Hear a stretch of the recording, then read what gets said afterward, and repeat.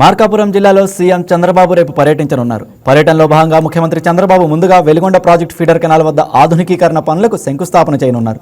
ఈ ప్రాజెక్టు పూర్తయితే వేలాది ఎకరాలకు సాగునీరు అందడమే కాకుండా తాగునీటి సమస్య కూడా గణనీయంగా తగ్గే అవకాశం ఉందని అధికారులు చెబుతున్నారు. ముఖ్యంగా నూతన జిల్లా ఏర్పాటు తర్వాత సీఎం తొలిసారి మార్కాపురం వస్తుండడం వల్ల రైతులు, ప్రజాప్రతినిధులు, రాజకీయ నాయకులు సీఎం రాక కోసం ఆసక్తిగా ఎదురుచూస్తున్నారు.